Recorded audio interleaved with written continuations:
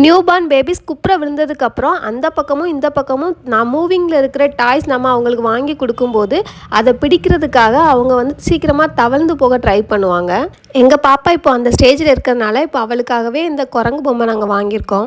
இந்த குரங்கு பொம்மை ரெடிமேடாக இருக்குது, நம்ம எதையுமே ஃபிக்ஸ் பண்ண வேண்டாம்.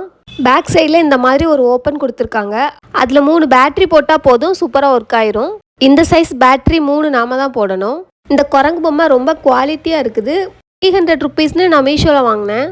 எப்படி ஒர்க் ஆகும்னு பார்க்க ரொம்ப எக்ஸைட்மெண்ட்டாக இருந்துச்சு. இப்போ நம்ம ஆன் பண்ணி பார்த்துலாம். ஆன் ஆஃப் பட்டன் நல்லா ஸ்ட்ராங்காக கொடுத்துருக்காங்க. 300 ருபீஸ்க்கு நல்ல குவாலிட்டியாகவே கொடுத்துருக்காங்க. ஆன் பண்ணதும் இந்த மாதிரி மியூசிக் வருது. அந்த மியூசிக் ரொம்ப இரிட்டேட்டிங்காக இல்லை, நல்ல மைல்டாக தான் இருக்குது. மியூசிக் ப்ளே ஆனதுமே குரங்கு குட்டிக்காரனை போட்டுக்கிட்டு முன்னாடி கொஞ்சம் தூரம் மூவ் ஆகுது, அப்புறம் அப்படியே பின்னாடி கொஞ்சம் தூரம் மூவ் ஆகுது. மங்கீஸ்க்கு பொதுவாக பிடிச்ச பனானாவை ஸ்டாண்டு மாதிரி யூஸ் பண்ணி குட்டிக்காரனை அடிக்கிறத பார்க்க ஜாலியாக இருக்குது. பார்க்கும்போது அவ்வளோ மைண்ட் ரிலாக்ஸிங்காக இருக்குது. கொஞ்சம் கூட டயர்டே ஆகாமல் லைட் அடிச்சுட்டு அந்த பனானாவை பிடிச்சிக்கிட்டு அந்த குரங்கு குட்டி அங்கிட்டும் இங்கிட்டும் க்யூட்டாக ஓடிட்டுருக்கு. இந்த குரங்கு குட்டியை பிடிக்க எங்கள் வீட்டு வாளுக்குட்டி எப்படி ஓடுவாங்கன்னு பார்க்க ஆசையாக இருக்குது. உங்கள் வீட்டு குட்டீஸ்க்கும் வாங்கி கொடுங்க, கண்டிப்பாக என்ஜாய் பண்ணுவாங்க நல்லா. இந்த டாய்க்கு என்னோட ரேட்டிங் 5 out of 5. நீங்கள் எவ்வளோ கொடுப்பீங்கன்னு கமெண்ட்டில் சொல்லுங்கள். பாய். மறக்காமல் சப்ஸ்கிரைப் பண்ணிடுங்க.